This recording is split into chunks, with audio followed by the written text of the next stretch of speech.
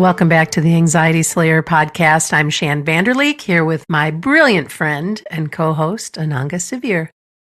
This week on the podcast, we're reflecting on what you can do to create more peace and calm during the wintertime.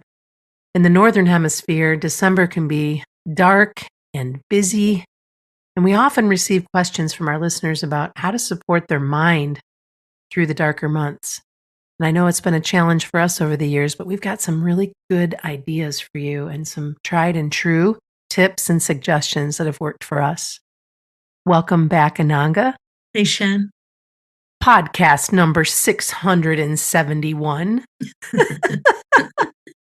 Sometimes I write those numbers down and I'm just like, wow, look at us go. Coming up for 700. Yeah. And just a quick shout out to everyone who supported us and sent us good wishes and invested in our online courses for our anniversary sale. We really appreciate it so much. And to all of our patrons, thank you for continuing to support the podcast. Yeah, big thanks.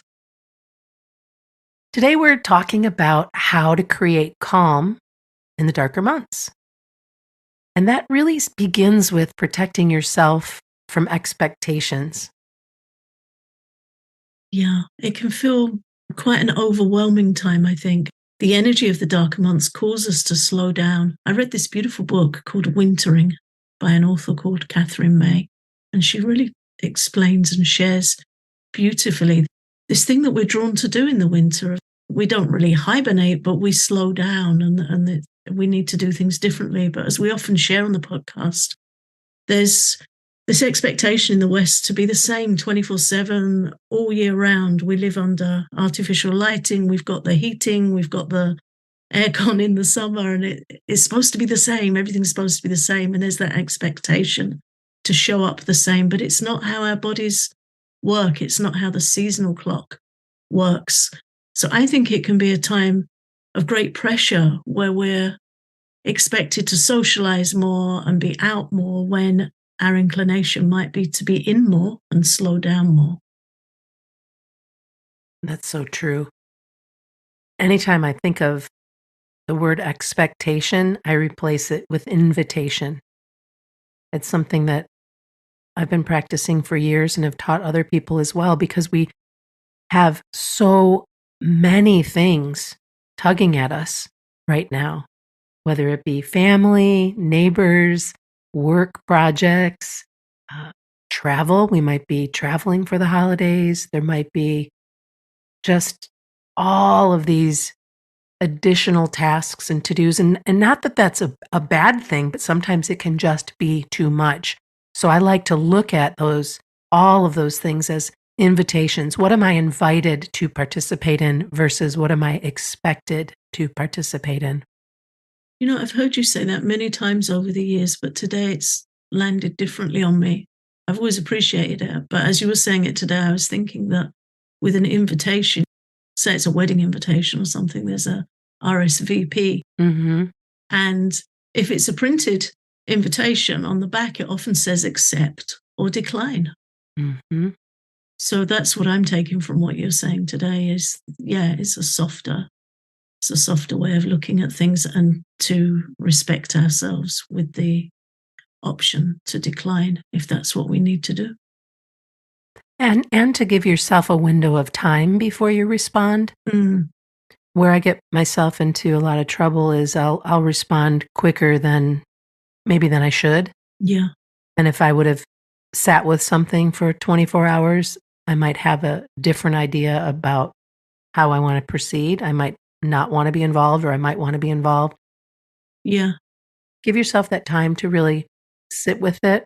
I realize that around the world, as people are celebrating the holidays, there's a lot more before us, and there's a lot of pressure to be with family, let's say, or to travel to see family. And even in that space, it's still an invitation because it's not always something we can do. Yeah. It's not always something we can do to travel several hours or across the country. And that needs to be okay as well, because it's not that you don't love your family. That's not that you don't necessarily want to be there. It's just sometimes it doesn't work out. And And you need to let yourself off the hook for that as well. Yeah, I think that's where the pause is especially helpful to gain some clarity. And that gives us an opportunity to respond with love to the invitation, and also to be clear for ourselves where it might be pulling on us. And for myself, I've always traveled to be with my parents every single Christmas, never missed until the last couple of years when I'm not able to do that. I'm not able to make that journey. I'm not well enough to make the journey, and it doesn't therefore feel safe. I'm not going to risk putting myself in danger. Or if you're living with a chronic health condition, you might just be able to pull it out of the bag and do a journey, but then you might pay for it and crash a couple of days later, and then there's the journey back. Mm-hmm. And if I have to commit to even a short journey these days, and I think I'm going to be anxious about making the journey back because my health is quite choppy, I can't do that. I'm not going to do it to my nervous system. So taking that pause to think, why is this making me feel a little anxious, a little uncomfortable, and respecting ourselves Mm-hmm. in what we need. And there's a great quote I shared recently. We were having a chat, Shan, for our patrons about what we were reading, and I just read this great book by a 102-year-old doctor called Gladys McGarey. And this, to me, sits well with what we're talking about. She said, even as we choose, our automatic reactions are likely to tug at us. You know, we've got that automatic response that comes up in us. So again, I think that pause gives us a clearer and more balanced opportunity to choose. Yes. And I think it's also important to share that when we do choose, and depending on what invitations are before us, sometimes a no thank you is plenty. You don't need to get into it any more than that. Now, with family, it's different. With close friends, it's different, of course. But do not feel like you have to share your rationale behind your decision-making process. You do not have to. And that's something that women, I think, need to hear more than men, because we want to often make everybody happy, and sometimes we need to just allow ourselves to be happy, to make the choice that is best for us without going into all of the reasons why we said no thank you. And that's a practice in and of itself, isn't it? That's something I've had to really work on. Yeah, we don't like to disappoint people. We don't like to feel that we've let people down, but we also need to make sure we're not letting ourselves down. A good practice. And then earlier we were talking about how releasing resistance is important when we're feeling extra anxious or generalized anxiety is popping up. Can you speak a little bit more to releasing resistance? Yeah, there's that famous quote, what you resist persists. And I think with anxiety, it's not just that it persists, but it gains energy. There's that pushback with anxiety when we're not able to accept it and allow it space. Again, it's another kind of pause. Okay, my anxiety's up. What do I need? And not fighting it. When we fight anxiety, we've already got an unsettled nervous system if we're living with anxiety. And if we're fighting it and resisting it, we're just churning our nerves up more. We're churning our mind up more. And it just gives it so much more energy. And I think a really important part of calming anxiety and why it's relevant to this time of year is to be able to sit and accept. Some of us feel more low in the darker months. November is often a very challenging month for me. And probably our listeners know because I share it a lot. I keep journals, and then I can see the pattern where I have to be extra careful with my mind in November, October, November. It's just got a certain energy that creeps in that I have to be careful with and look after it. So maybe that's how we roll. Mm-hmm. Maybe it is that there are a couple of months of the year that can be a bit more challenging than others. Maybe we find the darker evenings more challenging. Maybe our energy is just low because we're not getting out so much. We're not getting so much sunlight. But to accept rather than resist that that's how it is, and to look at how we can support ourselves Mm-hmm. and lean in with extra acceptance, extra compassion, and good self-care rather than thinking it's a flaw or a problem with us. And especially at this time of year, we hear a lot from people that are struggling with heightened anxiety or low energy, more easily overwhelmed. And if that's how it is, that's how it is. And we can't help it unless we meet it with kindness. Sure. And to be in that place of observation as well. Yeah. To say, like you just did, I generally notice that I struggle during October and November. So, what do I know I need to do? How do I need to take care of myself to move through those couple of months with more ease and grace? Because then you're not falling into feeling hopeless and just wanting to curl up and hide from the world and let anxiety have all of this power over us, right? You get to come at it from a place of, all right, we've been here before and I know what to do. And the first thing that I'm going to, and go through your list of what you know helps. And this brings you back around to that space of knowing that you're loving yourself up, you're accepting that it is what it is, and that you know how to oil up, you know how to keep yourself warm and cozy socks on your feet and even a wrap if you need to. My house is 100-year-old house and it gets very drafty and we don't keep the heat up really high. So I have a blanket in my office. I have one in my chair. I have, just to take care of, okay, warming up. And what else do I know that I need? What else do I know that I might want to stay away from this time of year? Mm-hmm. And it's just, again, it's just such a beautiful way to say, oh, wait a minute, anxiety doesn't have power over me. I know how to go with this, how to move with this, and what my body and mind need. Yeah, right. And if we fight it, it will have power over us. Mm-hmm. It will increase its energy and we will not stand by ourselves in support. And then we start thinking, why can't I do this? Why am I always like this? We get these generalistic negative statements coming, this negative outlook of ourselves. And although I've shared that I'm aware that October and November can be challenging months for me, they're nowhere near as challenging as they once were. And there's a real sweetness in wrapping up and doing the things you need to do. I shared with you earlier, you sent me a gift of a lovely soft scarf a couple of years ago, and I've taken to putting that on early in the morning when I get up to meditate. I put that around my neck and I get my thick socks and my ginger tea and I've got my routine. But when we settle into that routine of doing what we know we need, and it's really important if we've got a high vata nature, as we often talk about in Ayurveda, to keep our neck and chest warm.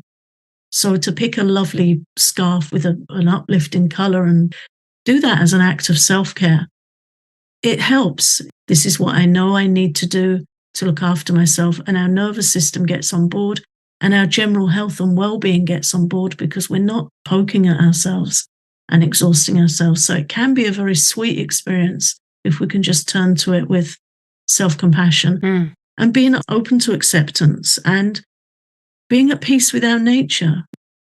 Anxiety is a form of communication, right? The body and the mind are communicating stress, fear, warning, warning. And we can respond by sending calming messages back, whether that be through deep breathing exercises, through our yoga practice, through Qigong, meditation, anything that helps let your nervous system know it's okay. I hear you and I'm going to help you.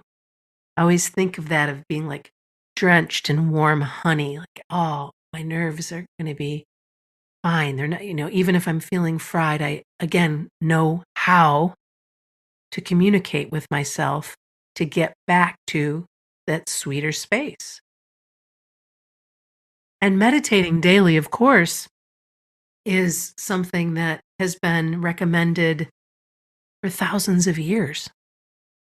There was that investment prioritizing our mental well-being. I attended a Zoom meeting at the weekend where there was a yoga teacher, really fascinating guy, really amazing to listen to. And he was talking about mental hygiene. And he said, when you say hygiene, you think of flossing or showering or something, but we need mental hygiene. We need to actively take care of keeping our mind in good and healthy shape. And he had some great information to share on that. So, yeah, really important. If our mind is disturbed, everything's harder, everything. So, better to invest that time in caring for our mental well being, and meditation's one of many good practices to do that. This show is sponsored by BetterHelp.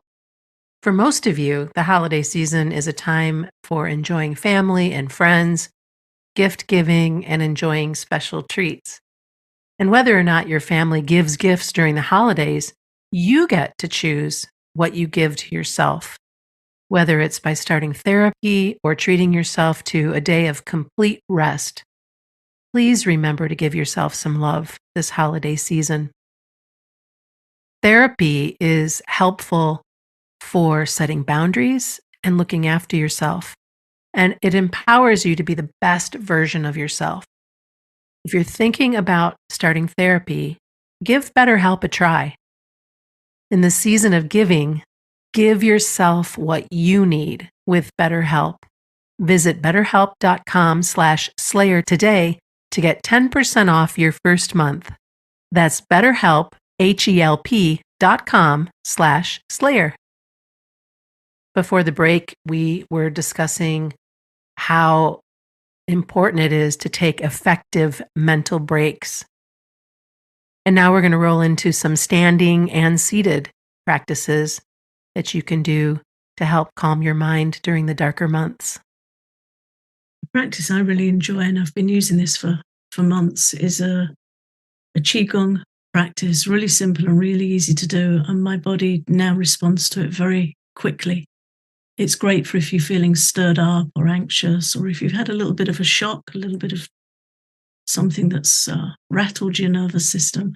And it's very simple practice. You just shake your body by bouncing on the front of your feet, bouncing up and down on the area around your toes, and then you just let your weight drop down onto your heels, dropping your heels into the floor while you're shaking out your arms and hands. So you're just bouncing up and down on your toes with your heels just contacting the floor repeatedly, shaking out your hands, your wrists, as if you're flicking water off your hands. You've got wet hands and you're flicking water off them.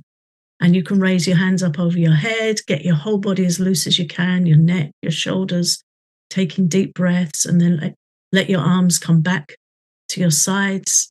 You can continue with your feet flat on the floor and let the springiness come from your legs and knees for a couple more minutes. And then just start swinging your body a little bit from side to side and get as loose as you can. And this is an ancient practice, and it's taught for shaking out stress and fear and high adrenaline states from the body. It really works. It really does work, and it also works in conjunction with the temple bell, I think is what it's called, the Qigong move where you just, like a little kid, stand there and let your arms swing back and forth on your body and just let them flail all about. There's no control other than just back and forth and back and forth, and you do so with your hands hitting different meridian points on the low end and on the high end of your body, which is also helpful in something that helps move your lymph, helps with fear and stress, just like the shaking does. And it doesn't take much time, you guys. And you can't really do it wrong to do the shaking and bouncing or twirling, moving your arms. Somebody, in your home might think you're a bit silly, but that's okay. Have them join you. It'll be good for them too. I do both of those every morning and every evening. And sometimes after lunch, I'll do the temple bell one as well. So helpful. And as you twist, you're bringing your right hand over to pat on the left side of your stomach, right? That one. And then as you twist the other way, one hand goes behind. Yeah, so shoulder, kidney, Yeah. shoulder, kidney, and then stomach and... Yeah, so when your hands contact the back of your body, it's like the back of your hand is contacting one kidney and then the other as you twist. So we know from tapping and the theory of Chinese medicine, meridian theory, the kidneys are to do with fear and the water element. So you're bringing energy and positive intention to the kidney organs. And when you pat across the front of your body, your right hand goes across onto the spleen area and your left hand comes across onto the stomach area. And in Chinese medicine, both of those organs are associated with worry. So it really does work. There's a science behind how and why it works, and it helps you feel grounded and calm. Such a simple thing and such a helpful thing.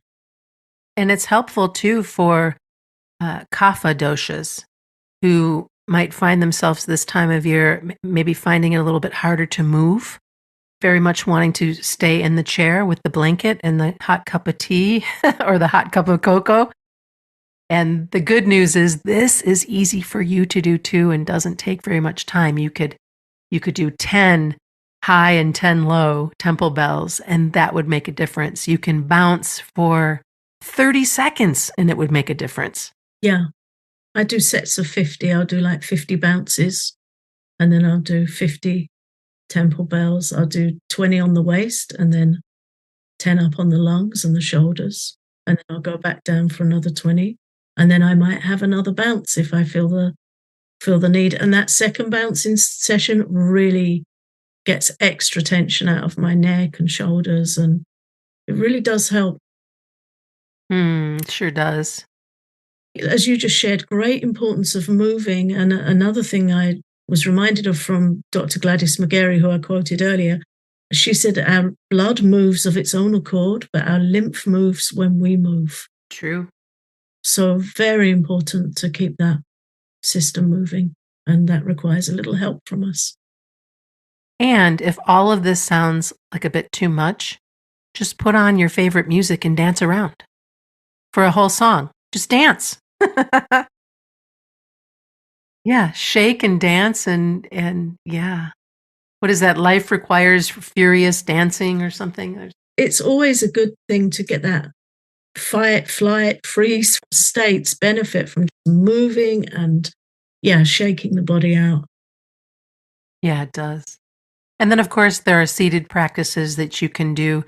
If you've listened to us for any length of time, you know that we share the calming point and the importance of using the calming point while taking calm and steady breaths. And the calming point is just a space where if you were to take your left hand and make a fist, the spot where your middle finger lands in your palm of your hand is the spot. And then you take your right thumb and you just press on that spot and breathe, and maybe 5 or 6 rounds of your breath or more. And nobody needs to know that you're doing it. It's just something that's really helpful. We talk about it a lot because it works so beautifully. And then, of course, there's always the opportunity to curl up somewhere and be quiet or just listen to a guided meditation.